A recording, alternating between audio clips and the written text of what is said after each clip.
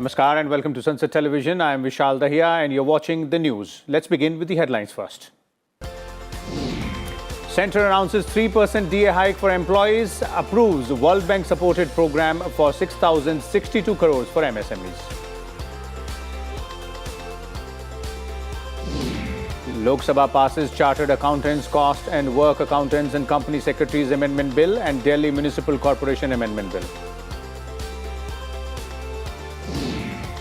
Rajya Sabha approves a bill to include Bhokta community in the scheduled tribes list in Jharkhand, discusses work of the Ministry of Labour and Employment.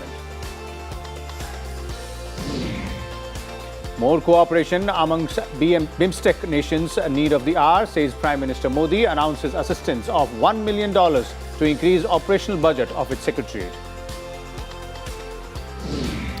And political crisis deepens in Pakistan. MQM quits the ruling coalition. Prime Minister Imran Khan calls special cabinet session.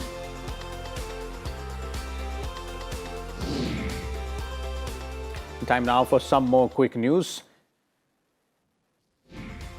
Foreign Minister S. Jaishankar holds bilateral discussions with his Mexican counterpart. Prime Minister Narendra Modi congratulates Konkan Railway on completing 100% electrification of the entire route. India successfully conducts 2 test firings of medium-range surface-to-air missile system. Ayush Ministry invites nominations for Prime Minister's Yoga Awards 2022. BJP's fact-checking committee submits report to JP Nadda on Birbhum violence, says law and order collapsed in West Bengal. Home Minister Amit Shah to visit Karnataka on 1st of April to take part in several events in the state. Chief Minister Yogi Adityanath asks officials to intensify COVID vaccination drive for children aged between 12 to 14 years in Uttar Pradesh. Union Minister Nitin Gadkari reaches Parliament in green hydrogen-powered car. IMD predicts heatwave conditions to continue in Maharashtra for next 3 days.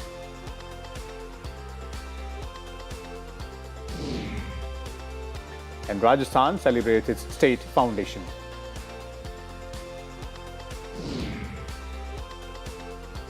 The Cabinet Committee on Security on Wednesday approved the purchase of 15 indigenously developed light combat helicopters at a cost of 3,887 crore rupees. The Union Cabinet also increased the DNS allowance and DNS relief from 3% to 34%. Now, this will benefit over 1 crore central government employees and pensioners. Earlier, this was 31% for both the pensioners and the employees as well. The decision will be effective from 1st of January 2022. The increase in DNS allowance and DNS relief will put a burden of 9,554 crore and 50 lakh rupees on the exchequer.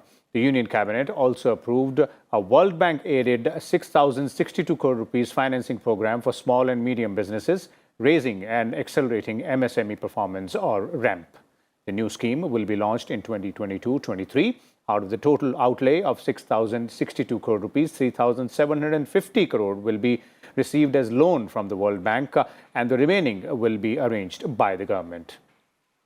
In another decision, the Cabinet approved a 36-month extension of up to 10 provisional mega certified projects for furnishing the final mega certificates to the tax authorities. The deadline has been extended to 156 months from the date of import of 10 temporary large projects which have been partially cleared by the tax authorities for submission of the final mega certificate.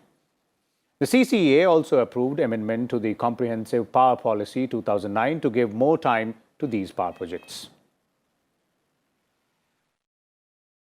Let's now move on to the news from Parliament.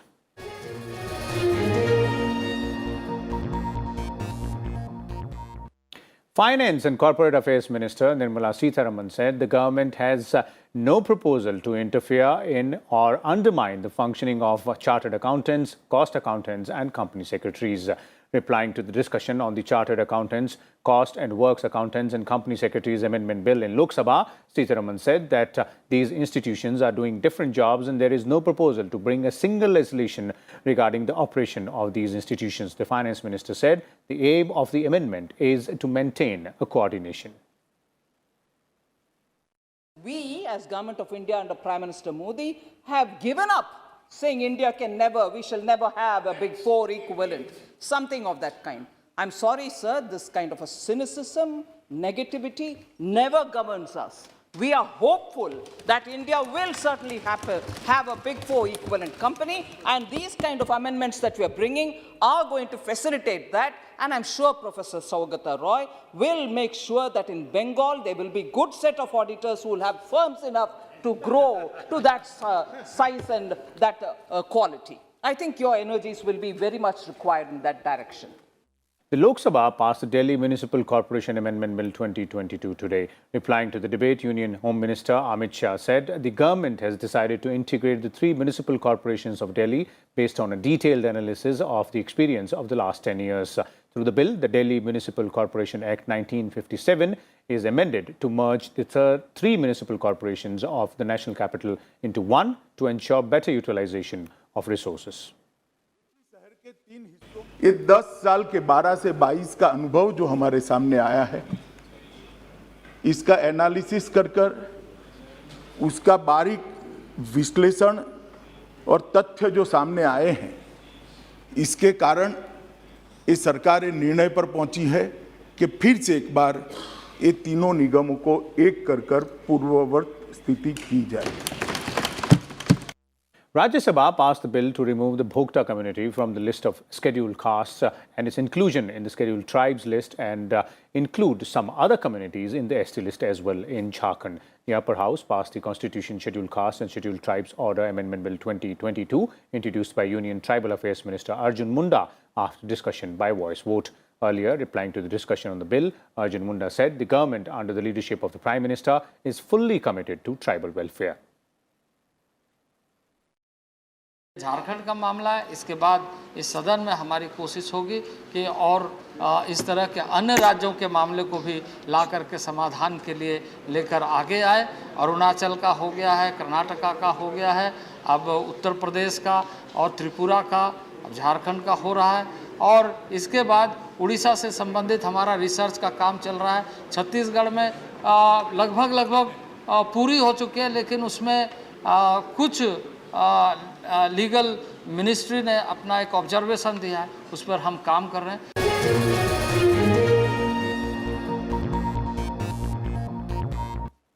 Let's now move on to some more news from across the states. Prime Minister Modi on Wednesday assured Rajasthan Chief Minister Gehlot of all possible help in connection with fighting the massive fire in the Sariska Tiger Reserve in Alwar district. 2 Indian Air Force helicopters are fighting the fire that's said to be almost under control but needs vigilance for at least next 1 week. A fact-finding committee of the BJP has submitted its report to Party President JP Nadda on the violence in Birbhum district in West Bengal, describing the law and order situation in the state as very poor. The report called for all possible steps to maintain the rule of law in the state. The Puducherry Assembly was adjourned sine die after the vote on account bill introduced by Chief Minister N. Rangaswamy was passed. The bill proposed expenditure for 5 months from April to August in the coming financial year. Assam Chief Minister Hemanta Biswa Sharma told the State Assembly that the religious minorities should be distinguished district-wise and not on the basis of language. The state government will file a petition also in the Supreme Court to identify the minorities at the state level. Uttar Pradesh Chief Minister Yogi Adityanath met officials in Lucknow on managing the COVID pandemic. He also gave the relevant guidelines to the officers. The Chief Minister said the infection has been effectively controlled in the state under the guidance of Prime Minister. The state government has asked private schools in Punjab not to increase the admission fees this semester. They have also been prohibited from asking the parents to go to designated shops to buy uniforms and books. The Election Commission has barred Trinamool Congress MLA Narendra Nath Chakraborty from campaigning in by-elections to 2 seats in West Bengal. Chakraborty has been accused of violating the Model Code of Conduct by making open threats to BJP voters and supporters. The Supreme Court told the Uttar Pradesh government that in two reports, the retired judge monitoring the special investigation team probe into the Lakhimpur Kheri violence case had sought cancellation of bail to prime accused Ashish Mishra. It has sought a reply from the Uttar Pradesh government on this matter by 4th of April. Let's move on to the world of business and economy now.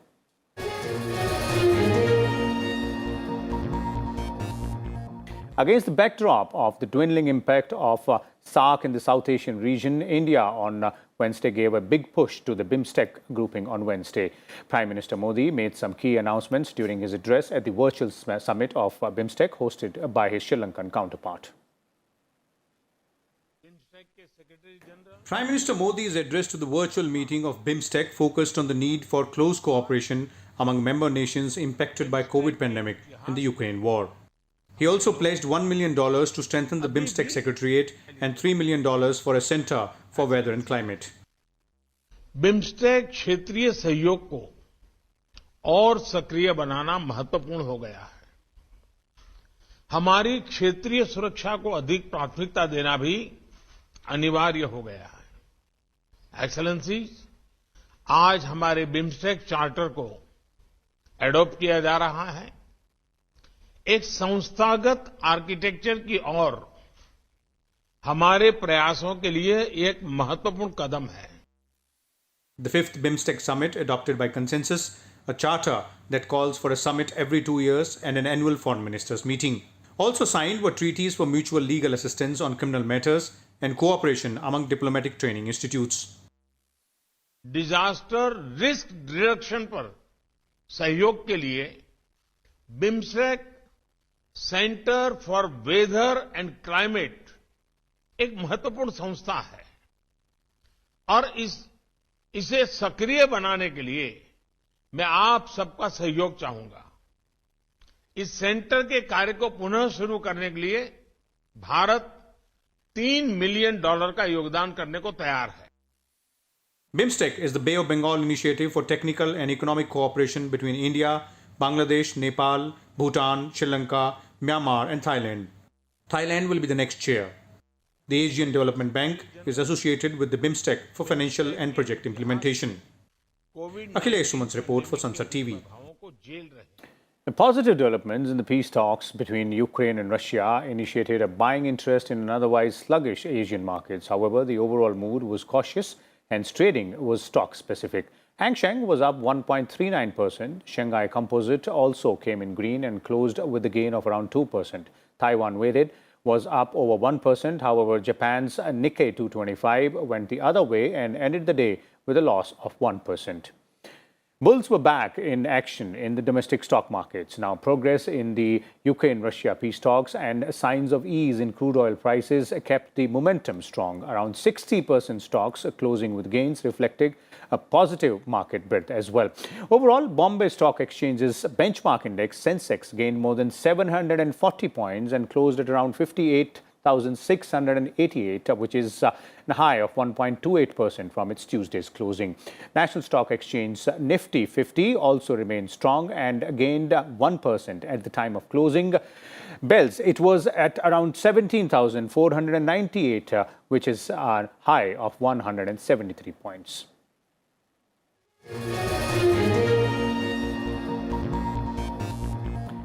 And coming up, peace talks between Russia and Ukraine. Is there any hope? We will tell you after the break.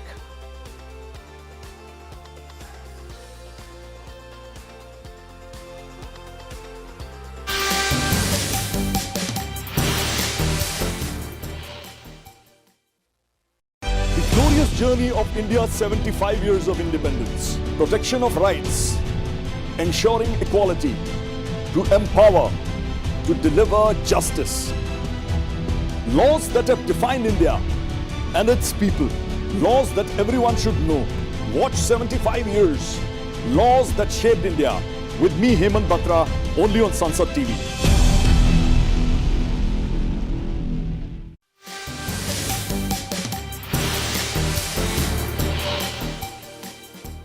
Welcome back. Let's begin with some news from the Russia-Ukraine conflict.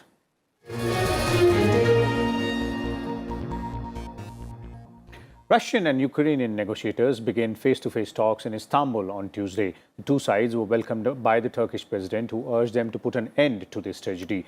The new round of talks comes after the Russian army said it would begin focusing on eastern Ukraine in a move that analysts say is a scaling back of Moscow's ambitions. At the end of the first day of the peace talks, Russia clarified what it wants from Ukraine.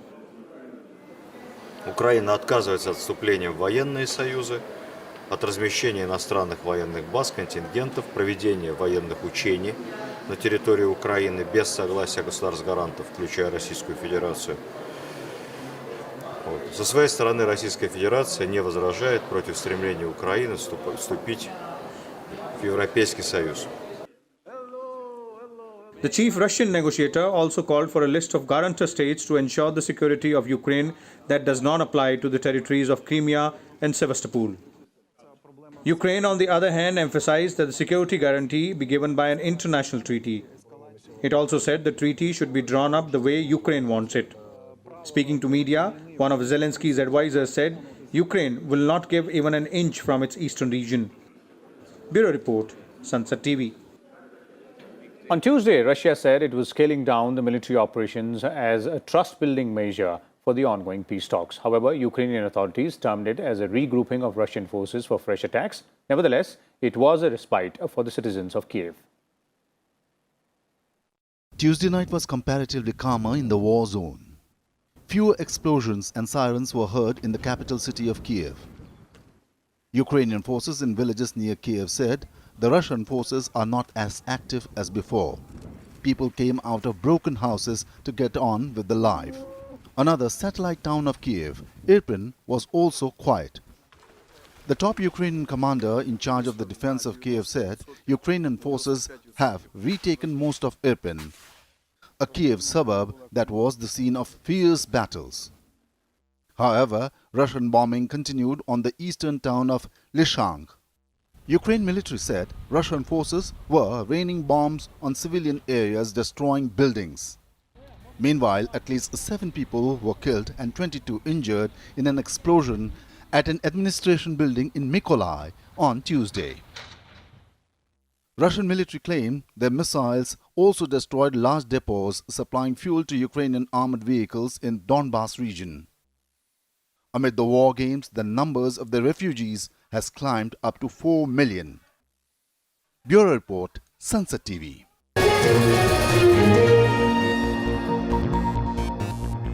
Time now for some more news from across the world.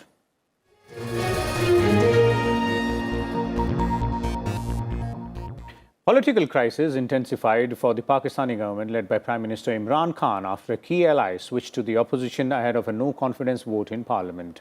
The Muttahida Qawmi Movement Pakistan, that is MQMP, a party, a major presence in Sindh province, on Wednesday announced that it is leaving the ruling Pakistan Tehreek-e-Insaf PTI-led coalition government. The move comes after drawn-out negotiations between MQMP and opposition leaders since Tuesday night.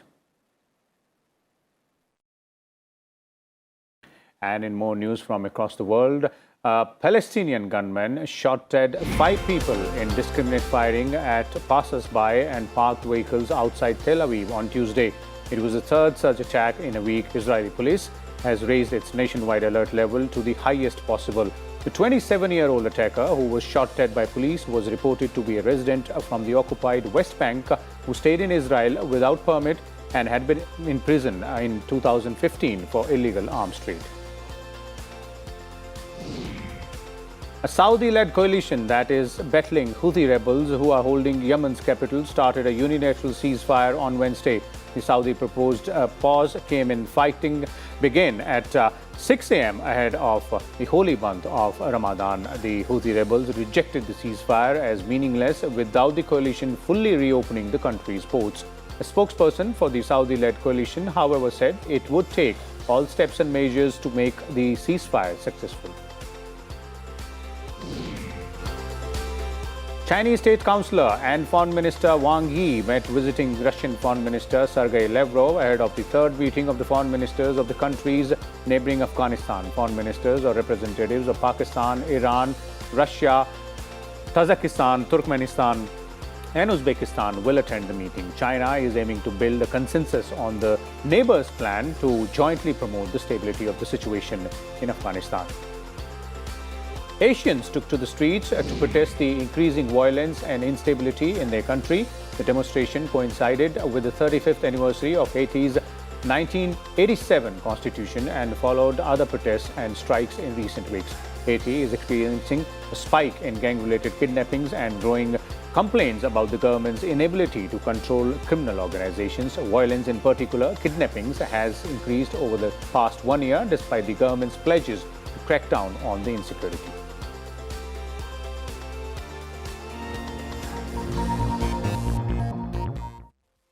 And some news from the world of science and technology now.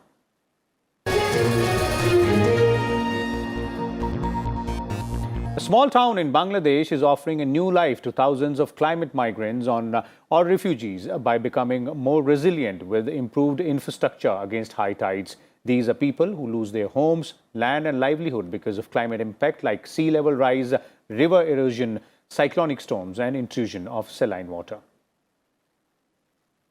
Mongla town in Bangladesh was once vulnerable to floods and river erosion till the government identified it as one of a dozen potential migrant-friendly locations.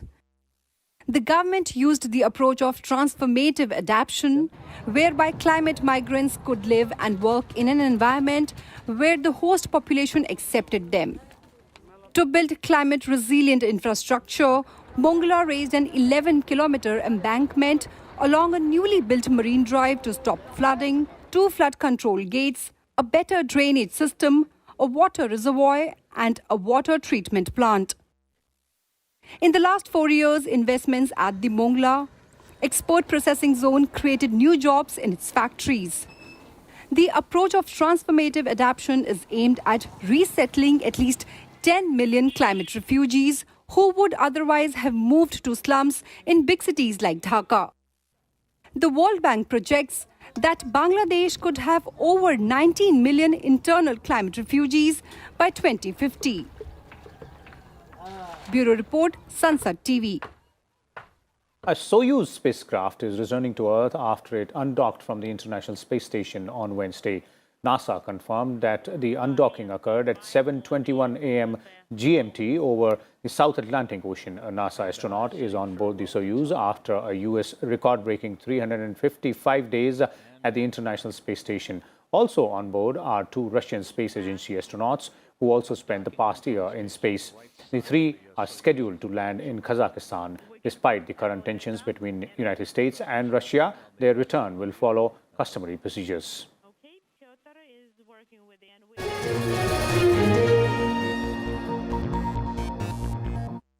Over to the world of sports now.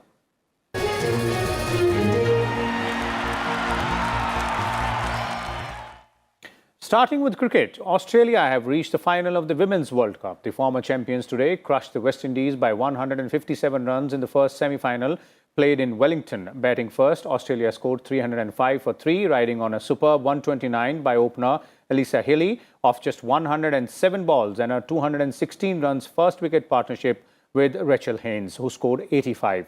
Indies, in reply, were shut out for a mere 148 with 2 of their batters absent hurt. The second semi-final will be played tomorrow at Christchurch between South Africa and England. Royal Challengers Bangalore are up against Kolkata Knight Riders in match number 6 of IPL 2022. The match is being played in the D.Y. Patil Stadium in Navi Mumbai. RCB had lost their first match in spite of scoring 205 runs against the Punjab Kings, and KKR had registered a win in their very first match of IPL 2022, beating defending champions Chennai Super Kings in an easy chase.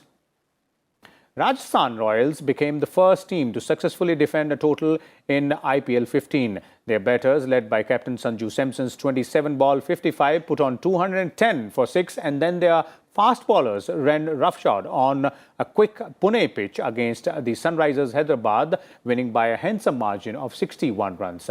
Sunrisers were reduced to 29 for 4 by the second ball of the 9th over, with none of their top 4 batsmen entering a double-digit. Trent Bolt and Prasidh Krishna had 2 wickets each, while leg spinner Yajuvendra Chahal took 3 for 22. Moving to football now, Bruno Fernandes grabbed a brace as Portugal scored 2-0 victory over North Macedonia last night to qualify for the 2022 World Cup finals. The Manchester United midfielder scored a goal in each half as Portugal booked their place for Qatar later this year. Portugal have qualified for the World Cup for a sixth consecutive time. It is likely to be Cristiano Ronaldo's last for his country. In tennis, Nick Kyrgios lost his cool, then a point, then a game, and then the match. The all-too-familiar trend that has often overshadowed the super popular, very talented and equally perplexing Australian's career path continued Tuesday at Miami Open, where Kyrgios was ousted in the fourth round by 9th seed Yannick Sinner of Italy 7-6, 6-3.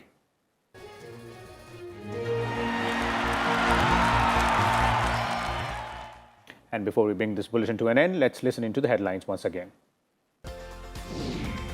Centre announces 3% DA hike for employees, approves World Bank supported program of 6,062 crore rupees for MSMEs. Lok Sabha passes Chartered Accountants, Cost and Work Accountants and Company Secretaries Amendment Bill and Delhi Municipal Corporation Amendment Bill.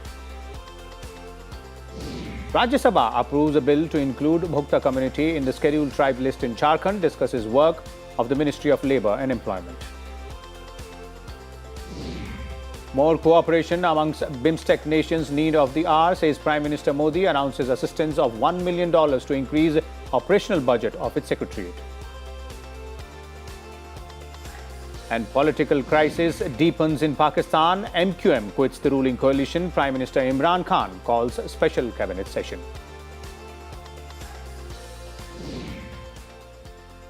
That's all in this edition of the news. We'll come back again tomorrow. Till then, keep watching Sansad Television. Thank you.